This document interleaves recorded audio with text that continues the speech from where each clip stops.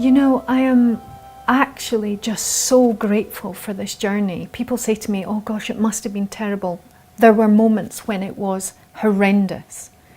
But having come through it, I have learned how to live in a completely new way. You know, through my new avenues of study, my new tools that I've created, I've learned to help people balance life. You know, so taking our passion and turning it into reality, I am absolutely helping them balance that with creating a living reality of enjoying the sensuous, wondrous experience of being human and being alive every day.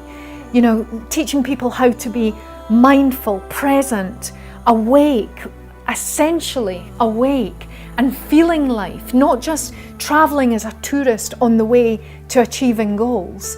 You know, and I've created a whole philosophy, programs, retreats, all sorts of things to take people through this process of holding on to fear, resisting what they know intuitively they need to let go. And I've created, if you like, an exploration, a journey of exploration to take them into the place that I'm living right now. And you know, I wouldn't trade one part of the journey. I wouldn't trade it for anything.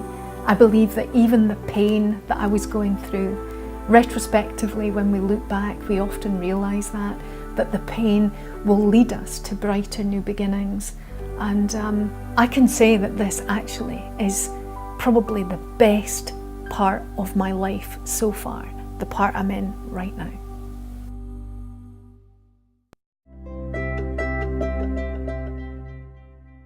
So I guess the second time that I went through a massive big change in my life, I guess when I derailed for the second time, was around 2008. And at this point in my life, I mean, things could not have been better. I'd got to that place, I was working in television, I was working on GMTV, I had my own series on Discovery Health Channel, I'd be flying through London in black cars, I'd constantly be taking calls from the media. Everyone wanted to cover the story of the rags to riches, postnatally depressed mum who had transformed her life and now was helping transform other women's lives, you know, all around the world. So everyone wanted a bit of it. And I did a whole load of work at this time as a media consultant, which basically meant I went into big brands and I would speak or give them information to help them translate their messages to promote their products into the media. So I worked as an ambassador on the Dove Self-Esteem campaign, and I was working for other big leading multinationals. It was amazing work. And then the opportunity of a lifetime came along. It was incredible. I remember this moment where I presented an idea, and it was some of my new thinking around how women, by getting in touch with their natural inner rhythms, in this case it was their menstrual cycle, how they could look into this to get insight into how to boost their self-esteem, transform their lives. So it was brand new, cutting-edge wisdom. And the multinational absolutely loved it, so much so that we started to talk about how could we create a platform for women so they could get access to this wisdom, so that they could start to transform their lives. And I was helping roll the project out.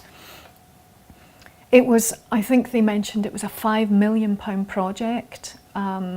We went along to numerous meetings. I went along with my agent. And I remember my agent saying to me, Dawn, go buy your house in France now. You have made it. To work with this company, my work would have been rolled out worldwide. And that, I guess, is my purpose of being on this earth, is to help transform people's lives and share this heart and soul education, heart, soul, mind education, share it with as many people as I possibly can. So we got to, I don't know, meeting 3 or 4. It looked like the deal was in the bag. At this point, I decided, right, I'm going to move back to Edinburgh. I was living near London because I basically needed to be there for work. So I decided to come back to Edinburgh with my daughter. So we moved back. I bought this house, we renovated the house. I kind of poured all my money into this place, and I waited for the response of when this project was going to take off. So the time check is, it's 2008, we're getting to the autumn of 2008, and the financial markets were crashing. And I remember the day that I got the phone call when they said to me that basically all new untested projects weren't going to go ahead. And it was an absolute disaster, because I'd moved back from down south, I'd cut off from working with coaching schools, I'd cut off from some media contracts. I basically had put all my eggs in one basket.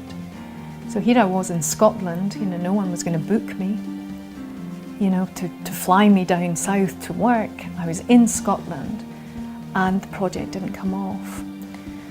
And I remember the moment that this happened, I remember getting the phone call and thinking, what am I going to do? Because I'd invested my money into my house. I think I had 26,000 left in the bank, which I knew what my overheads were, and I knew that that wasn't going to last very long. And I didn't have any other income streams coming in. So I headed off down to my hot tub for some clear thinking with 2 bottles of wine, and emerged 2 hours later.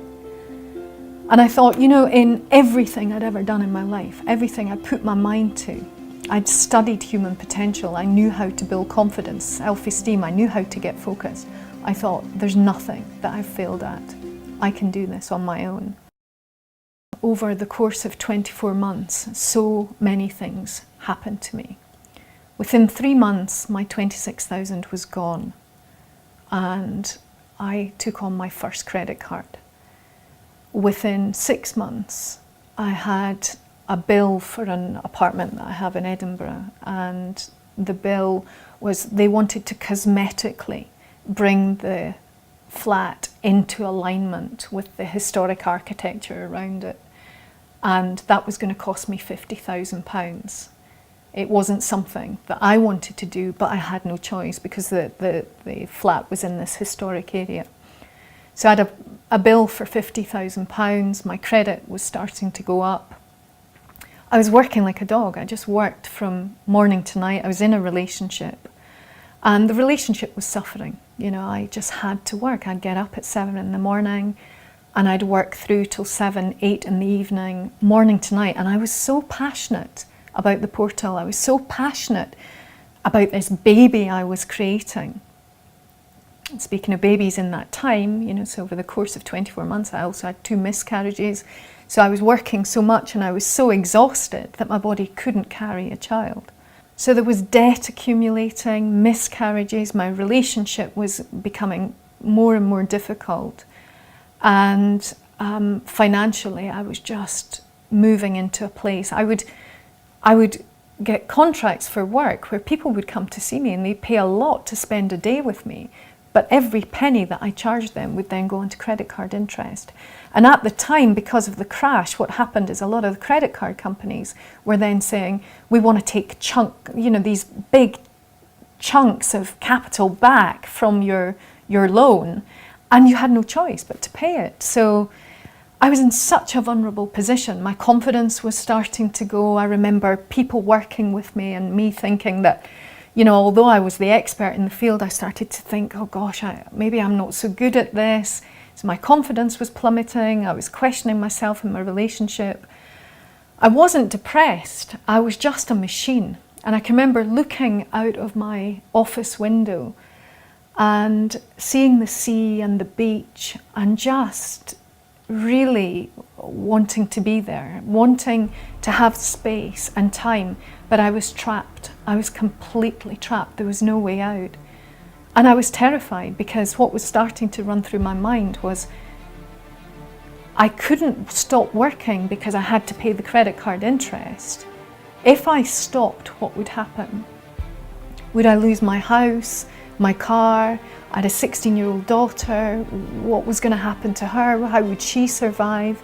The shame that I would bring on my family, the shame that I would feel myself.